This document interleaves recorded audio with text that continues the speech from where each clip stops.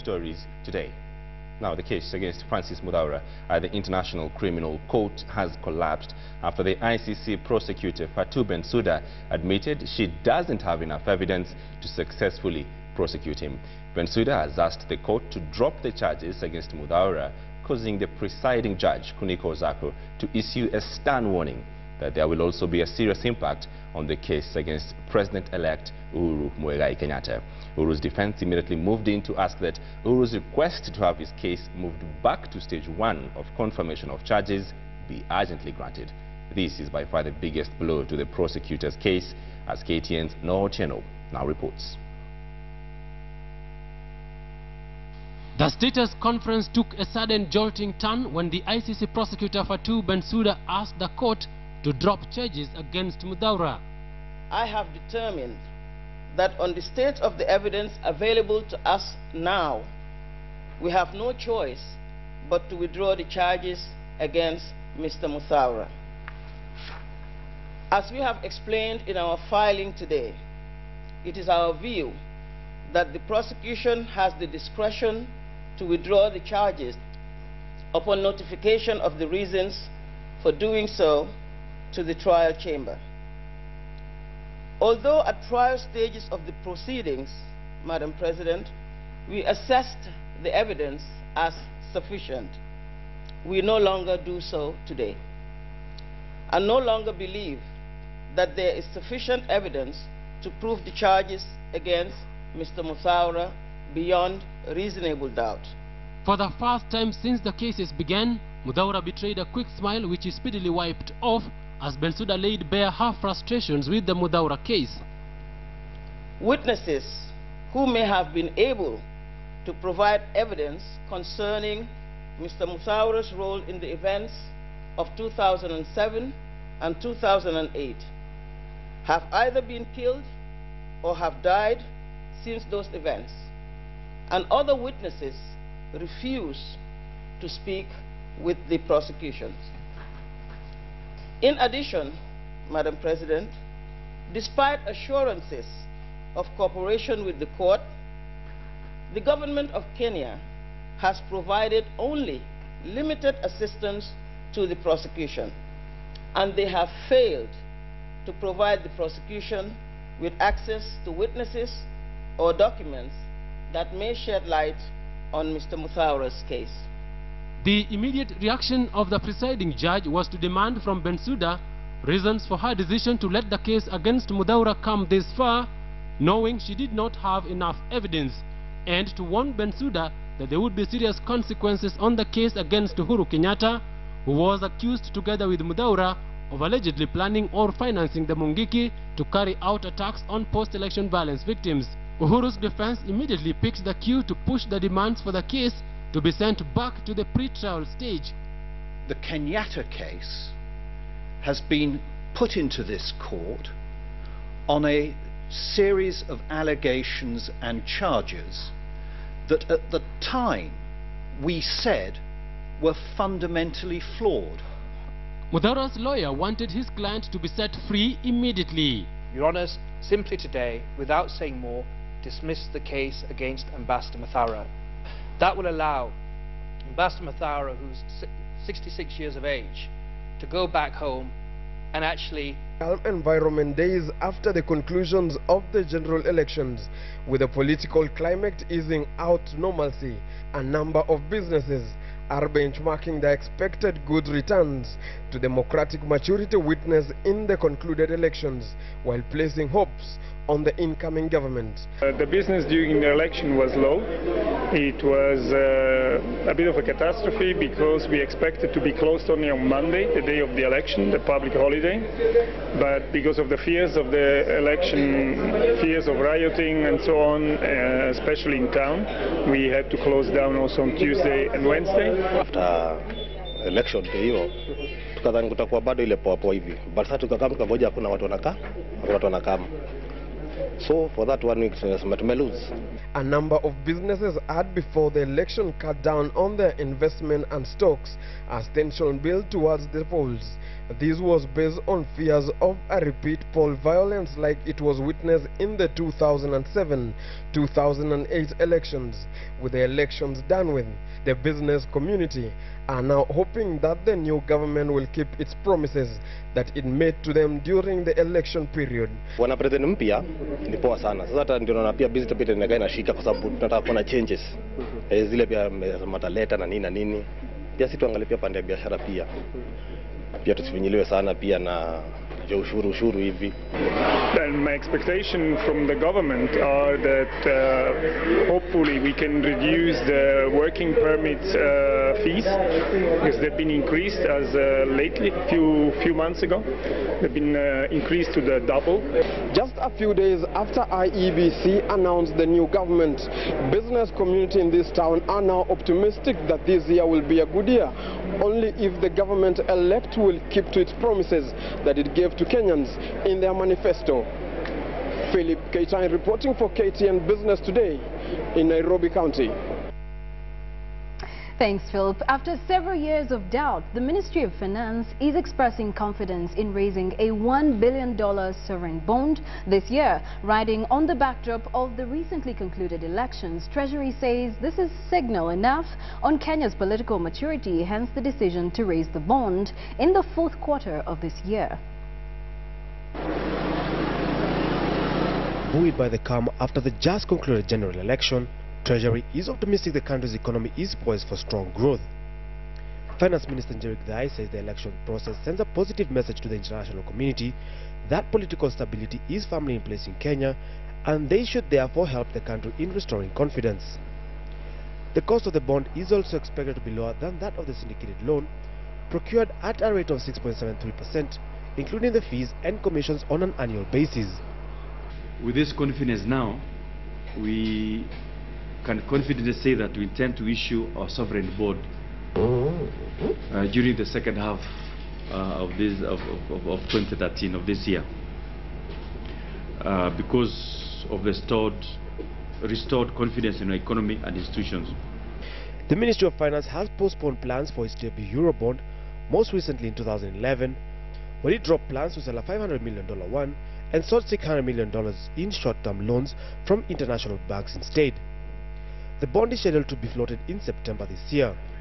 Treasury, however, remains cognizant of the rising public debt that currently stands at 1.7 trillion shillings, which amounts to 46.1% of GDP. The bond is expected to provide government with the funds to settle the $600 million syndicated loan and use the rest for infrastructure development. Michael Karanja, KTN Business Today. Now, business might have slowed during the election period, but this has not affected the strength of the Kenya shilling. The shilling today opened at 85.40 to the dollar, a shilling higher than what it was by close of business on Friday last week. The currency hit a 3-month high against the US currency last week and is poised for a better year. Meanwhile, at the securities market, shares surged 3% to a 4.5-year high as investors bought into stocks after a peaceful vote outcome over the weekend. The benchmark 20-share index surging to 4,796.33 points, a level last touched on August 20, 2008. The last time it rallied more than 3% was on June 18, 2009. Now let's take a look at how the Kenya shilling continues to fare against other currencies and also a look at the stock market.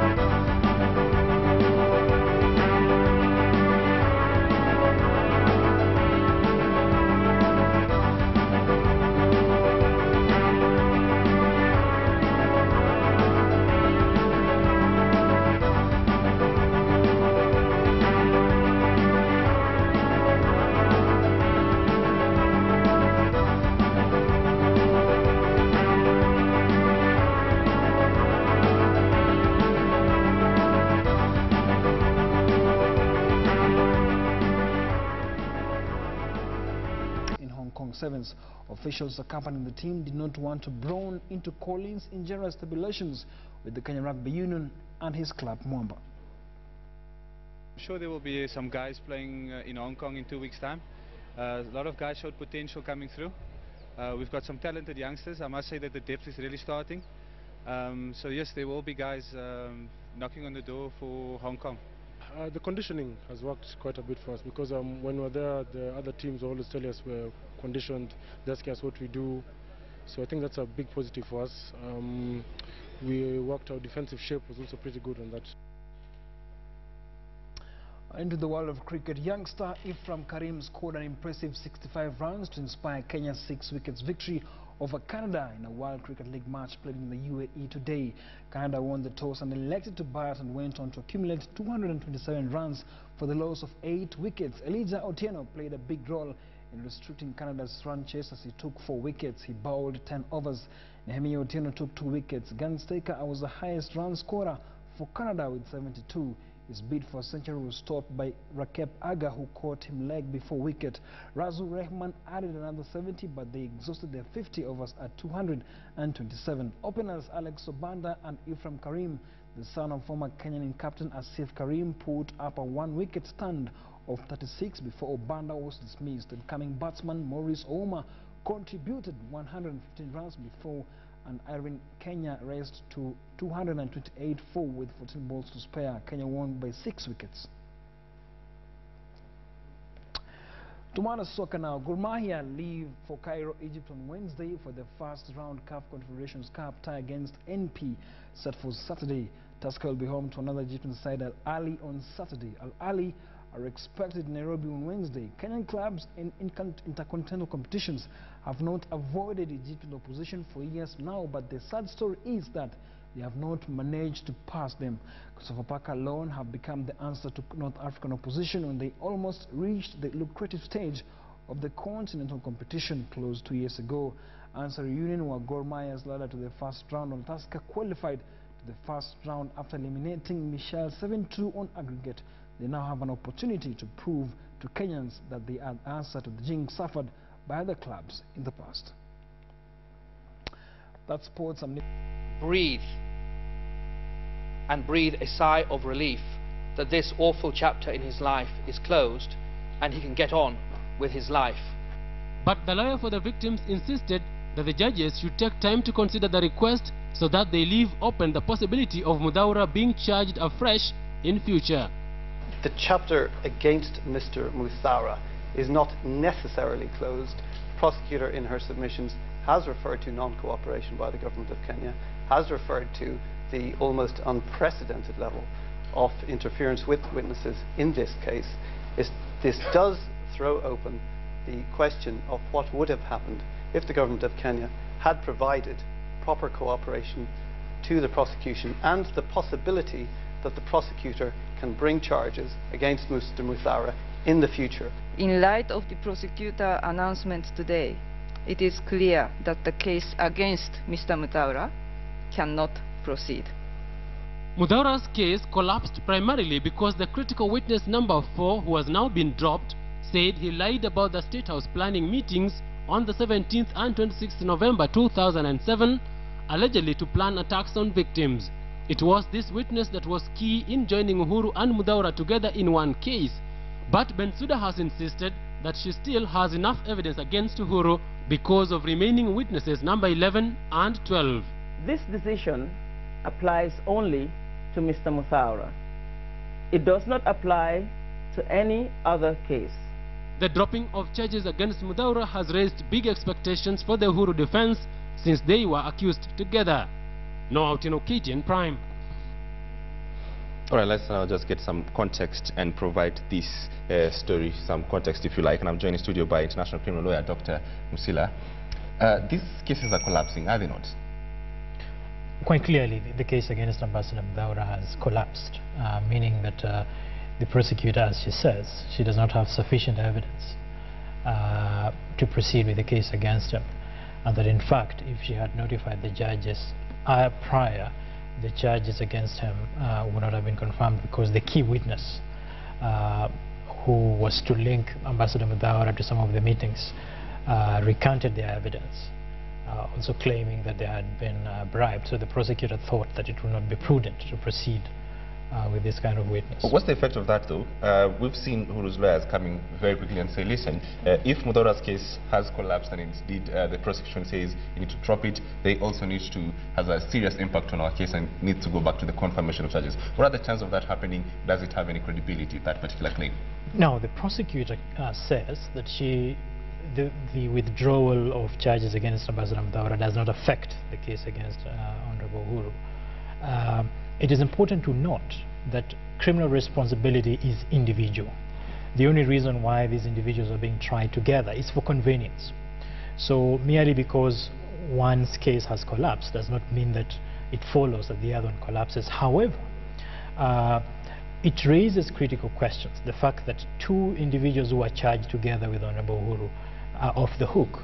How does it affect the case? The prosecutor says she has evidence. Witnesses who would prove her case against Uhuru. Uhuru's defense says that because of this withdrawal, they think it is prudent to go back to the pretrial chamber to reconfirm the charges afresh. If the prosecutor maintains, as she does, and the judges agree that it does not fundamentally affect the case, then there is no need and it will not be able to go back to the pretrial chamber because the charges have been confirmed and that the withdrawal of that witness, according to the prosecutor, does not affect her case against Ambassador. Dr. Fela, what this case has shown, and the prosecutor has complained about this the entire time, she says, listen, one is that the witnesses are either compromised or the witnesses are dead, and I am not in access to some government or sensitive government information as I would like. What does this demonstrate about the ICC and Kenya, if you like? I think that if you look at the statement from the prosecutor, she's really lamenting the difficulties she has encountered in proceeding with this case. She says the individuals who would have testified against Ambassador Muthaura are either dead or afraid to testify. She's also alleging that the government has been less than willing to assist her fully in her investigations. So it raises really, it demonstrates in my view the challenges that international courts such as the ICC encounter given the location, their location in far-off lands, prosecuting crimes in theaters far away. Secondly, also prosecuting crimes in environments where the court itself is not in control of the political dynamics, where the court relies entirely on the government and other governments to assist it in its work. So it really raises those concerns about the efficacy of international tribunals to operate in certain environments. On the Kenyan case, finally, we've seen what's happening. We're not operating, obviously, in a vacuum. Uhuru Kenyatta, William Ruto have been elected into government, or at least in that process of getting into government. How does this impact the ICC cases for them and for the prosecution? Now, I think it is important to note that merely because they have acceded to power, it does not kill the cases. In terms of the Rome Statute, the official capacity of an individual is irrelevant in as far as the court proceeding against them. So merely because your president does not kill the cases. However, it is critical that these two individuals continue to cooperate with the court because the state, Kenya, has obligations. But there are questions that have been asked even in the case of Sudan, for instance, where the court is proceeding against an individual who is in power. Do you expect that individual to assist the court to proceed against them and even to convict them? So it raises fundamental questions. There's a paradox there. How does the court proceed in this environment? I'm not suggesting that in any way that President-elect Uhuru would not cooperate with the court, but it raises fundamental questions. Dr. Musila, this is a serious conversation. We hope you look for time to have a 360 conversation on this. Thank you very much. Thank you. Thank you. All right, that's how the situation is, and that story leads us to our big question. And tonight we ask you, do you think post-election violence victims will get justice from ICC? Do you think post-election violence victims will get justice from the ICC? Send us your yes or no responses, the brief comment to the number 8040, and I'll sample some of your views during this live newscast and give you the poll results at the end of this bulletin. Well, let's move on now. The Independent Electoral and Boundaries Commission, IEBC, is being accused by the Code Coalition of frustrating the alliance's bid to file a petition against the election of Uhuru Kenyatta as President of Kenya. Court officials, led by senior counsels Mutula Kilonzo and James Orengo, claim the electoral body is withholding information that the aggrieved party wants to use in a petition. And as our senior reporter, Aaron Ocheng, reports, several letters to IEBC from Code have not been replied. According to Ministers James Orengo and Mutula Kilonzo, who are appearing on behalf of Code, several letters have been written to IEBC seeking access to election documents that would fast-track evidence gathering for their petition. But according to the team, IEBC has neither provided the information nor acknowledged receiving the letters. This, they say, is against the law and an indication that IEBC is frustrating their petition. That information is not yet forthcoming. We have not been given any explanation, and the demand for that information has been made in accordance with Article 35 of the Constitution. Addressing the media in Nairobi, the Code Alliance revealed that even during the tallying process at the Bomas of Kenya, they raised certain concerns in writing, but none of the IEBC commissioners addressed their grievances. From 34, 35 and 36, those should be accessible so that it could be seen clearly after that election that the process that took place is a proper process that has integrity. They added that their petition is not yet time-barred, and they are in the process of gathering enough evidence for a strong case, and dismissed earlier reports that they were to file their petitions on Monday. The team also assured their supporters that they have a strong case against their opponents and nothing would bar them from seeking justice. Anybody in our opposing team starting celebrations is in for a rude shock. We are going to do a good job, something that satisfies the Kenyan population that the days of rigging, the days of stealing elections or covering up are gone. That you can take to the bank. And as Code plans to challenge the election of Uhuru Kenyatta, the Supreme Court says it is ready to handle the presidential petition and assure the public that the Supreme Court judges are up to the task and will deliver the ruling within the stipulated timelines as per the Constitution. The Supreme Court is a court for Kenyans, and it does not and will not reflect any ethnic, religious, region, generation bias in its decision, and will be guided by our Constitution and the law. The media has also been invited to cover the petition proceedings and therefore guarantee full public participation in the hearing. The Court Coalition is kicking the ball back to IEBC in terms of filing their petition, and they're saying that IEBC has not furnished them with the information that they need and they are not cooperative. And they are saying this is against the law. Aaron Ocheng, KTN at the Serena Hotel. All right, now President-elect Uhuru Kenyatta today met and held talks with the country's top security chiefs. During the meeting that was also attended by Deputy President-elect William Ruto, the security chiefs briefed him on the nation's security situation. The security bosses were led by the head of public service and secretary to the cabinet, Francis Kimemia, and internal security permanent secretary Mutai Ringo. Among those present were the Chief of Defense Forces, General Julius Karangi, Inspector General of the Police Service, David Kimayo, and National Intelligence Security Service Director, General Michael Gishangi. Meanwhile, the government has overruled the Transition Authority and ruled that Deputy President-elect William Ruto will occupy the office formerly held by the Prime Minister Raila Odinga on Shell BP House along Harambee Avenue. All right, now let's move on. The IEBC has handed over a copy of the presidential election certificate to Chief Justice Dr. Willie Mutunga. The brief ceremony, which took place at the Supreme Court, is in fulfillment of the law, which requires that another copy be given to the president. And as read in a report, the government is moving ahead with preparations for the swearing-in of the president-elect Uhuru Kenyatta, despite an impending petition by the Code Coalition challenging his election.